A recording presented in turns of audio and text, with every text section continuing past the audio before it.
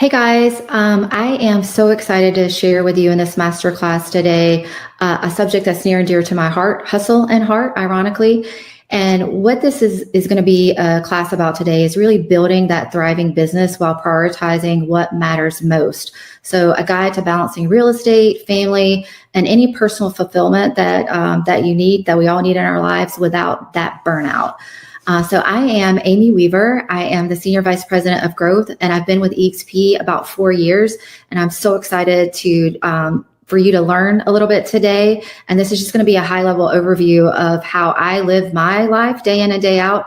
That really helps me to have that balance and to, get back to what matters most, even when I fall out of balance.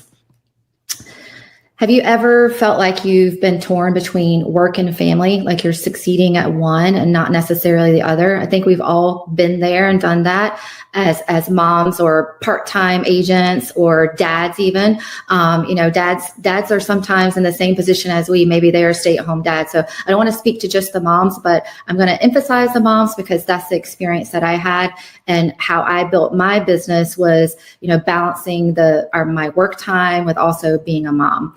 And I just want to tell you guys a really quick story about how I got into real estate. I was really getting into real estate as a hobby.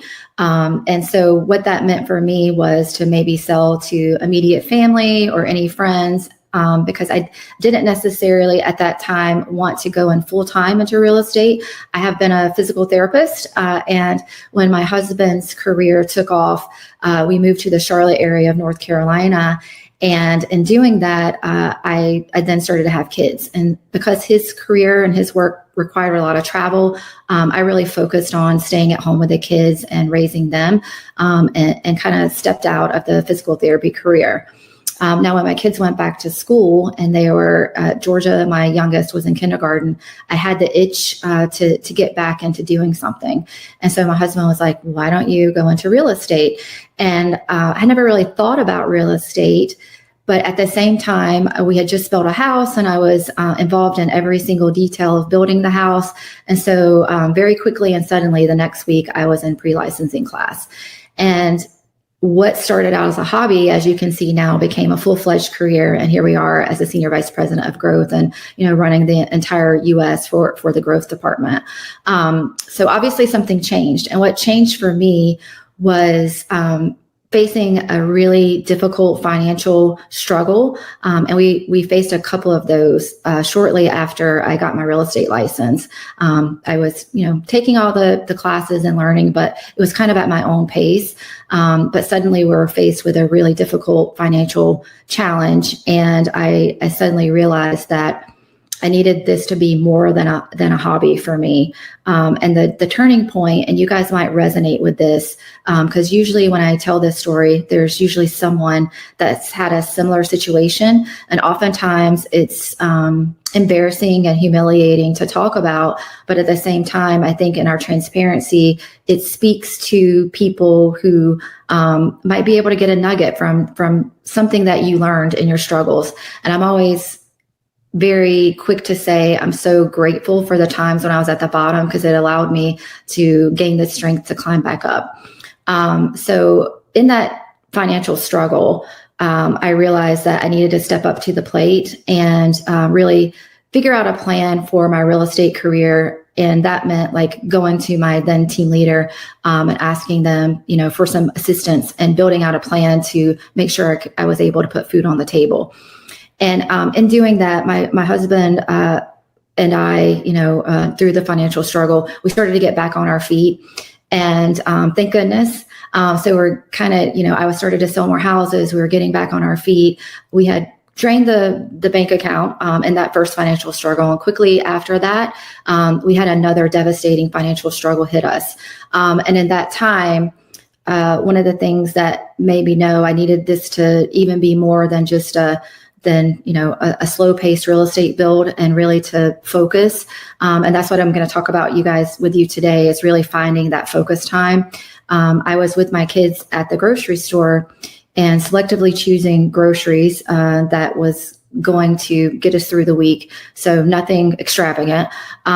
Between that and having a third of a tank of gas in the car, I was with my kids, went to run the debit card at the grocery store, and the cashier says, "Ma'am, that card was declined."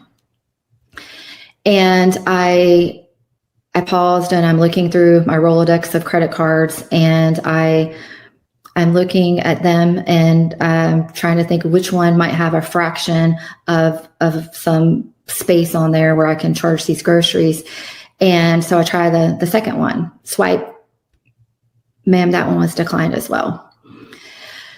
Try for the third time's a charm sometimes. And so I pull out the third card, and she just looked at me with, pity in her eyes. And she's like, "No, ma'am." And so I had my kids with me, and I decided I would call my husband, because remember, this is our second financial setback. And in that, we had already drained the bank account, and now we'd really started to fill up the credit cards, and they were completely full. So I called my husband, and I said, "Hey, are we completely out of money in the bank account? Because I'm trying to buy groceries, and I need to, put gas in the car." And he checked the account really quickly, and he's like, "Yeah, a lot of automated expenses came out yesterday. There's zero in the account." And I'm like, "Well, what am I supposed to do? How am I going to, feed the kids lunch this week, and then, drive them to school and go on my real estate appointments?" He's like, "The only thing I know to tell you to do is to go and get the kids' piggy bank and cash it in, get the cash, and buy the groceries." So that's what I did. And I said to myself at that point, never again. This is not going to happen again. And so what I started to lean into is like, okay, this is the problem. So what is the solution? And how am I able to be the solution for the family? So again, heart is going to be leading with gratitude, connection, and purpose. And the hustle is going to be taking consistent, focused action towards your goals. Because success is about alignment and not balance. You don't need to sacrifice your family to build a thriving business. You need a plan. And so that's what I came up with was that plan. So when you define your business goals, that home and business must coexist for you. So you need to set clear priorities. So if your business goals, an example would be, closing 12 homes this year, or one per month. And that was kind of my goal, because it gave me that six-figure income that was going to allow me to at least supplement the income enough to pay the monthly obligations. And the 10 to 12 home months of a year, a lot of times when I'm doing business planning with agents, and I ask them, what is your why? First of all, so give me a number that you would really like to hit this year as far as like your monetary goal. And a lot of times they'll say $100,000. And so then I'm going to ask them, well, what is your average price point? So then we're going to figure out from their average price point and their average commission, what that take home check is going to be. So a lot of times in my area, that's going to be $10,000 to $12,000. So agents are really surprised that in a given year, they only need to sell 10 to 12 homes in order to hit that $100,000 benchmark. And so what I would ask you to do today is to really think about that monetary goal that you would need in a given year to make your monthly obligations, or maybe there's some wants in there, like a vacation that you want. And what I usually tell my agents to do when we get that goal is I then say double it, because they're so surprised that they only need one closing a month to hit that yearly goal, that annual goal. So why not double it? Because in there between, what you originally set and the stretch goal, if you land somewhere in between, then that's a big bonus. So now we're going from, striving for one home a month that we close to it being 1 to 2. So, and again, in my market, that's going to equate to somewhere between, likely 150 to 200,000. And that money is life changing for many agents that I speak to. So again, get that number. You can look into ChatGPT and ask them to help you define, what your goal is going to be based on the number of the houses that it's going to take for you to hit that yearly goal, and with the average commission that you have, and it'll define a whole plan for you. So guys, go use that chat GPT. I can't say that. I couldn't get that out of my mouth.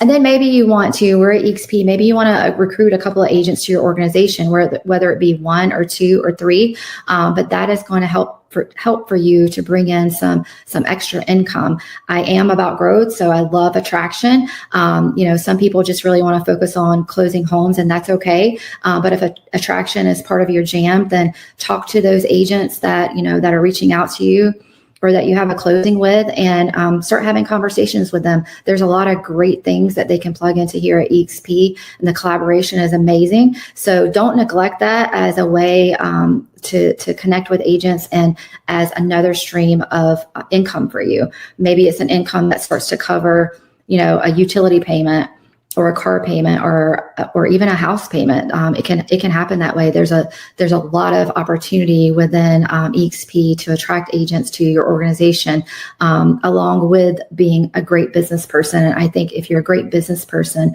and you're selling homes, then that's going to allow you to attract more agents to your organization. So talk to the growth team if you want to learn more about that. We have growth strategies all the time.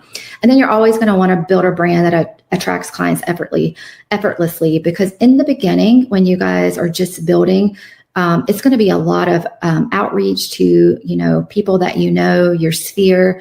But once you start having, business continuously and consistently, then you're going to have them there, because you're going to do such an amazing job. They're going to refer you to other people, and you're going to have a social media brand that is recognizable, and you're going to be posting on that regularly. And so you're going to be top of mind for not only your past clients, but for their friends and family, and then also everyone that's following you in your social media account.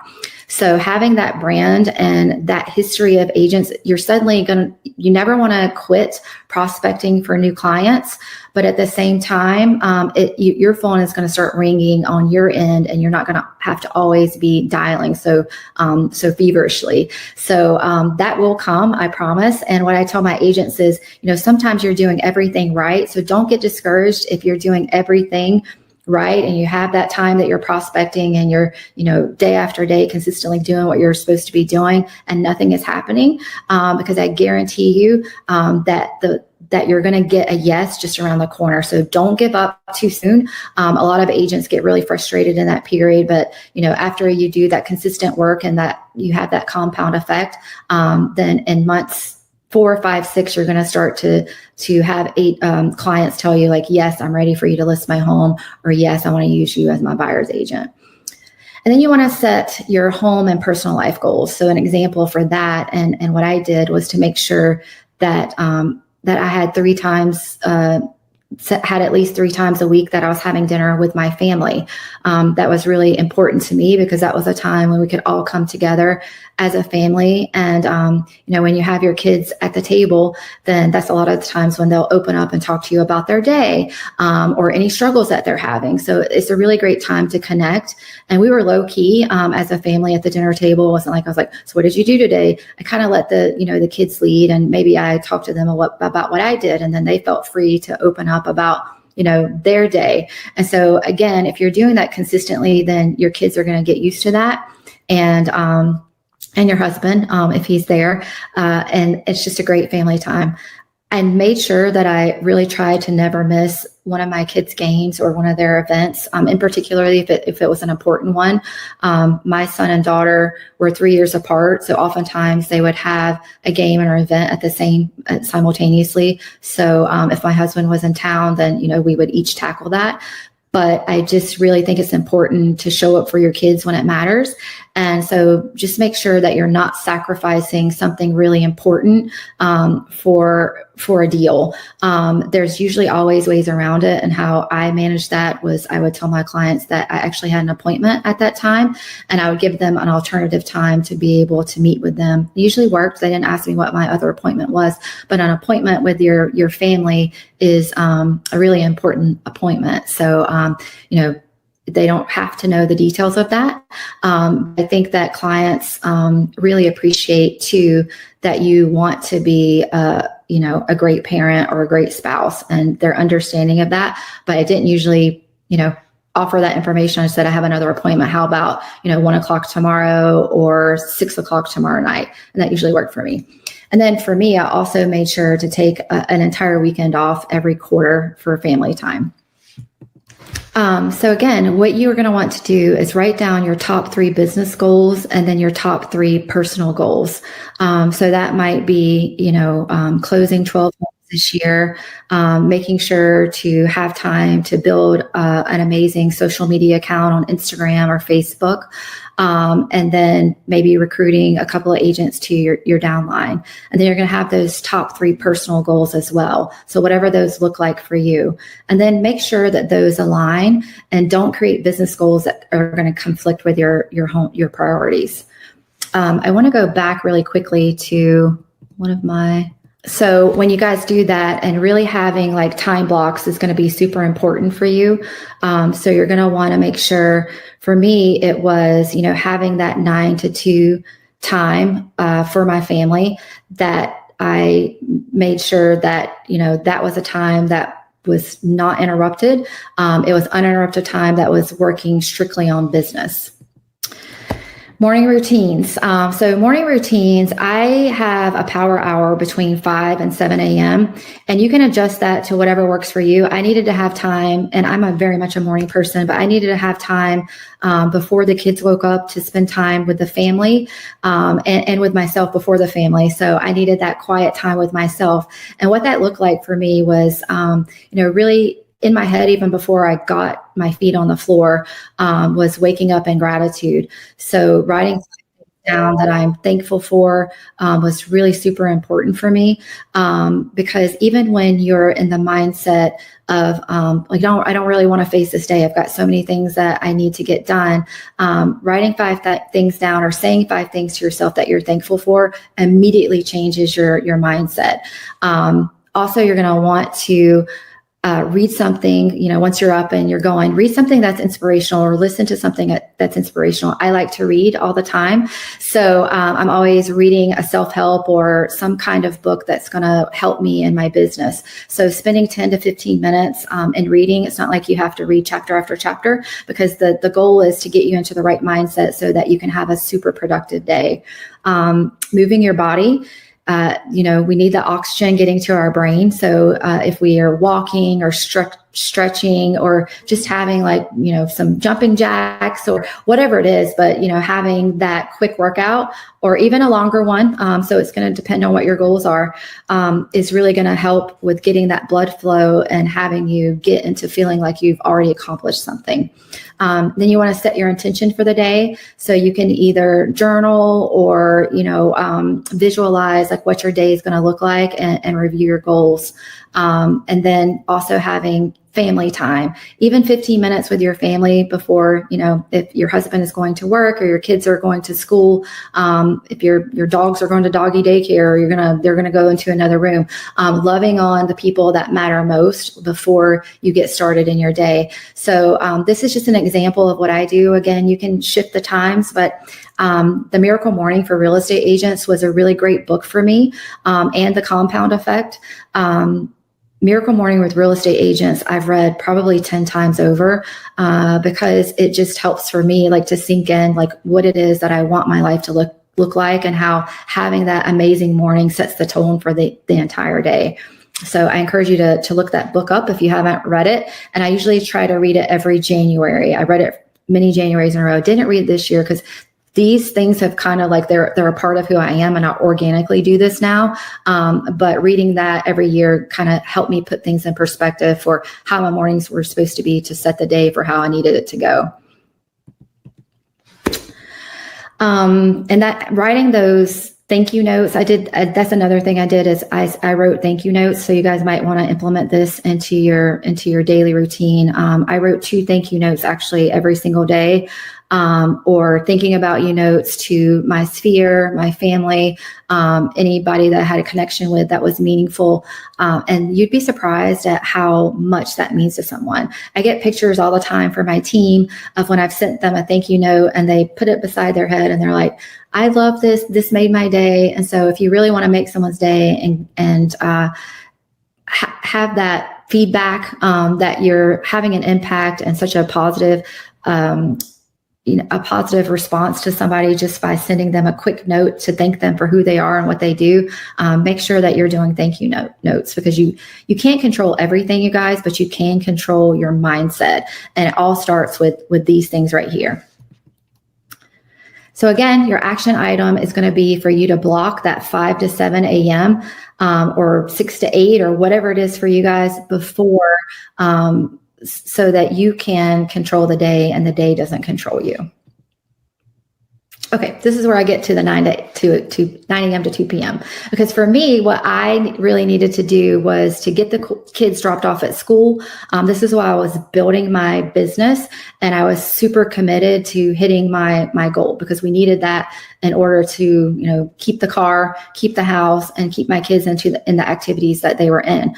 Now, I would have lived in a tent if I could have still had family time, but I didn't want to, rock the boat with my kids and with the family if I didn't need to. And so I knew that if I stuck to this plan, then I was going to have results from this. So I hustled between 9 a.m. and 2 p.m. So you really want to identify your needle movers. And that's going to be the revenue generating activities that you do during these work hours. What that looked like for me was having prospecting calls and my follow-up calls every single day.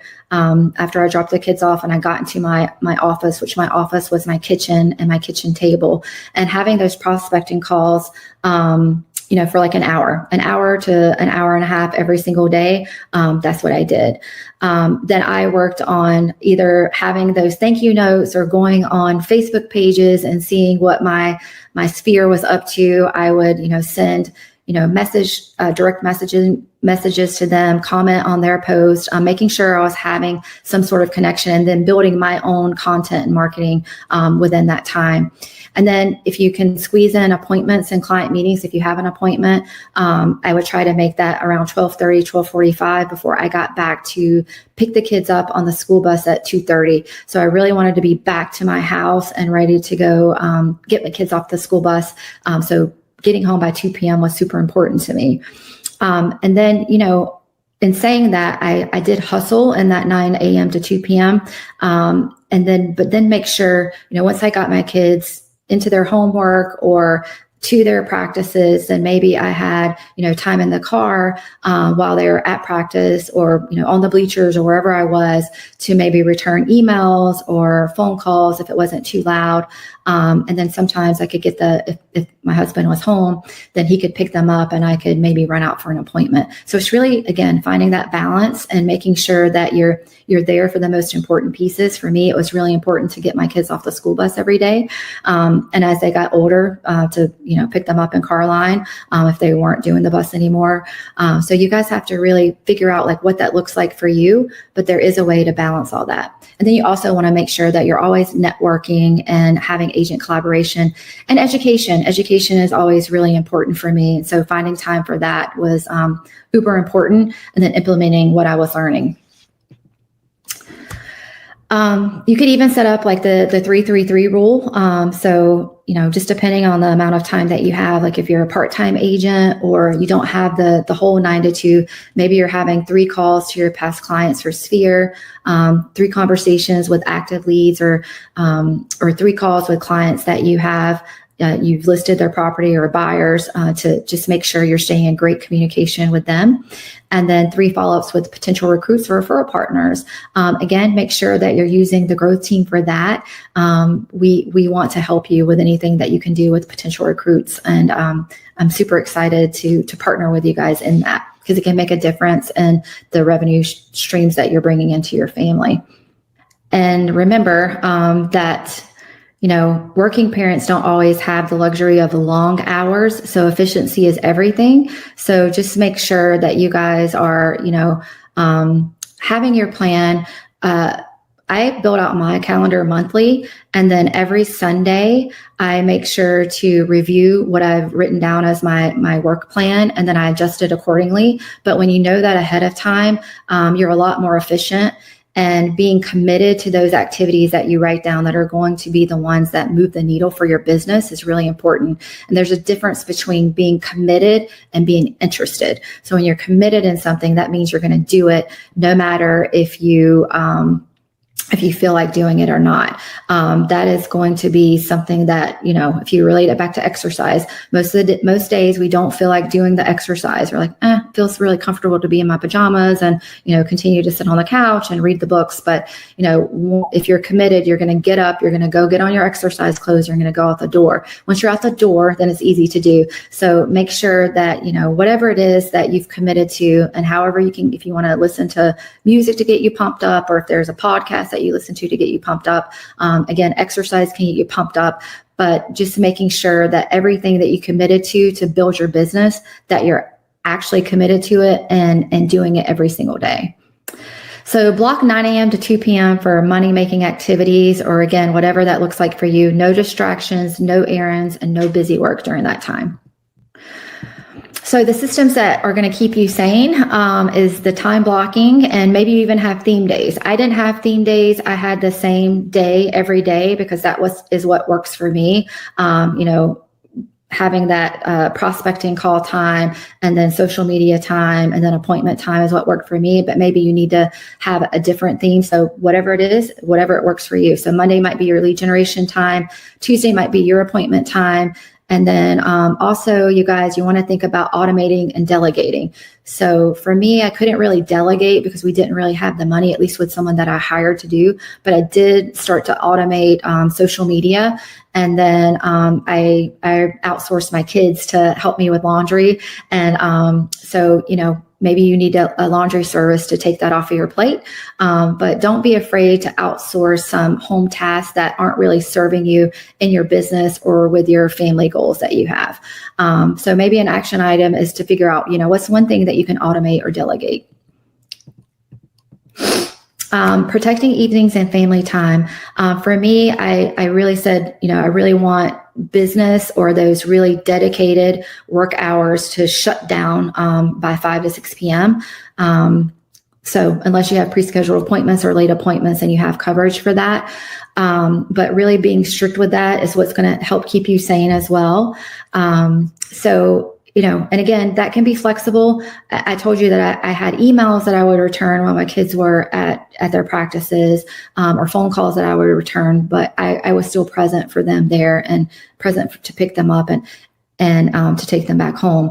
There's sometimes that you're going to have to delegate that too. And that's okay. I think just, knowing what's important to you and your family in the long run, and making sure that we don't have any regrets. So the non-negotiable family habits might be, again, dinner together, maybe 3 times a week, 10 minutes of focus time with each family member, maybe every evening. So that might mean, reading books with the kids, or having board game time with the kids, or playing cards, or going on a walk in the neighborhood, or just sitting and talking. Date night is going to be really important for you guys to continue with. Don't neglect your spouse or your significant other. Because, again, like you're going to want that open communication, and we don't want to, lose sight of what's important to us, because the reason that we're working so hard is to make things better, have a better life and a better quality of life with our family. So, in keeping that in sight, don't get so busy that your busy takes you away from the things that you're being busy for. And that's like building the dreams with your family. Also, friend time. I can't tell you, like in the struggles that I had, my girlfriend time is super important. And that might just be, a phone call, a pick me up phone call, or a girls' night out.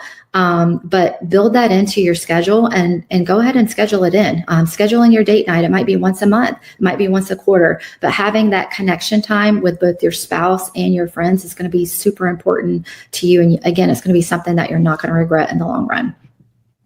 So again, your action item is going to be to block the 5 to 8 p.m. for family with some flexibility in there, but schedule it like it's an appointment, because success isn't just measured in transactions, you guys. It's also measured in memories. Weekends are usually a struggle for real estate agents, and you guys know that there's a lot of stuff that happens on weekends, and a lot of times that is when your clients are available. And it's okay if you set aside a day for yourself to absolutely not work, or maybe it's a half day. I did use Saturdays for open houses because that was a great resource for me. Open houses were great resources for me to meet new clients. I was very purposeful in how I treated open houses and greeting potential clients when they walked in the door and making sure to catch them after they had looked at the house and saying, hey, are we ready to buy the house? And most of the time they would giggle and they would let you know that, no, this house doesn't work for me, but then having other houses in the area that would work for them based on the criteria that works for them. So open houses can be a great resource for you guys to build your business. And so maybe Saturdays is a half day for you and you want to have open houses, or maybe it's a day that you have, a half day for showings. At least I try to never show more than 4 to 5 homes in a given day because it gets really confusing for those potential clients. So I gave them the rest of the half of the day to go and align with each other. It's usually couples that are looking at houses, sometimes single people, but give them that time to, explore the town that they're looking at, or give them some restaurants to visit. But really maximizing the time that you have with them and not overstretching. So you can have half days of showings, and you can have half days of open houses, or you can have catch-up work if needed. Sunday, I really tried to have as a day for rest and recharging and realigning without work. But every now and again, I'd have to work half a Sunday. So again, it's that balancing act. So just figure out what that looks like for you, and it may vary from week to week. Personal growth, as I said before, is also really important. So take some time, while you're driving or walking, to listen to an audiobook or listen to a podcast, just, fitting that in. Those usually give me inspiration and help me to think of nuggets that I might not be thinking of now to run my business. So your action item is going to be decide which weekend day is going to be work free, or at least work less, and really stick to it.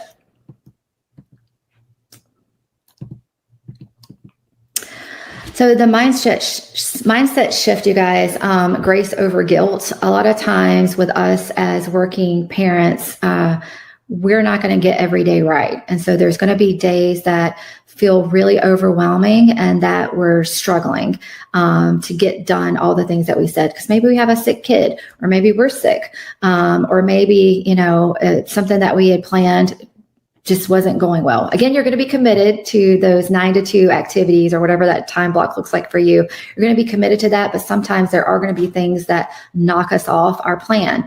And so whenever that happens for me, I may have like a small pity party, but I want to give myself grace, because we all need that. That we are not perfect, and no one can ever be perfect. So, if you have a moment where you kind of like, you have a little mini funeral about what you didn't get done, but then, okay, but what's the solution? So think back over the things that maybe you didn't get done yesterday that are going to make a difference today, and just focus on moving forward. You guys have heard this, but that windshield is really big. The rear view mirror is small for a reason. So let's not always look into the rear view mirror. We've got to look at where we're going ahead of time. So step out of guilt and step into grace. And every day is a new beginning for us. So give yourself that grace and trust the compound effect, knowing that those small, consistent actions that you're doing every single day are going to eventually lead to big results. And you're going to have that big business. And again, so when we get knocked off cadence of what we're doing, we just have to remember that no deal is actually worth sacrificing what truly matters. And again, that's what matters in our heart. The call to action for you guys for your heart and hustle plan is going to define what are your top 3 business and home life goals. We talked about this before. So I want you to take a moment to write those down right now. Write down your top 3 business goals and your home life goals. And I want you to be specific about what those are.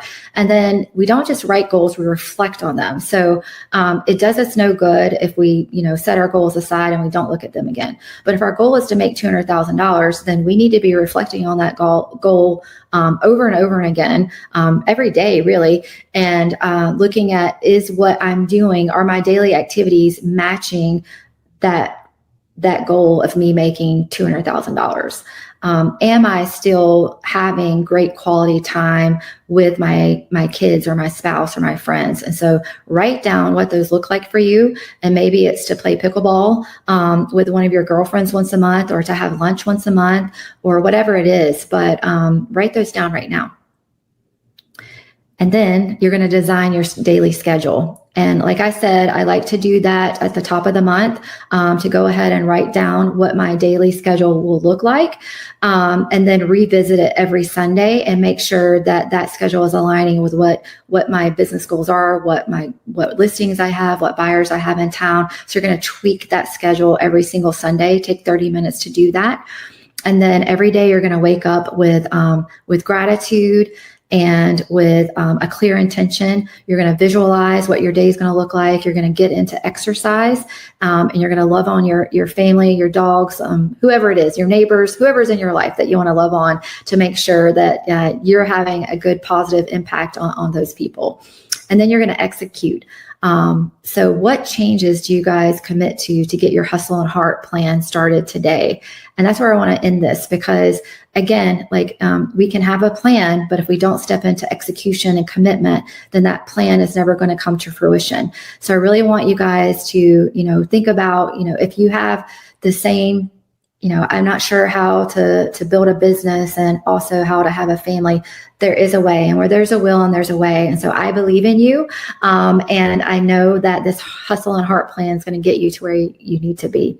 So I want to thank you guys for listening to me today and sharing with me today. Hit me up on Workplace if you would like to talk, or if you want to go more granular with anything I talked today. This was a really high level overview, and it's going to not be anything that you haven't heard before. But I hope that you were touched by some of the things that you can implement in your life to make sure that you don't neglect the people that are truly important. And the reason that we want to work so hard is to leave that legacy for our family. So let's not neglect our family. So thank you guys again. Please follow me on Hustle and Heart on Instagram. You'll find myself and Nadia Habib on there.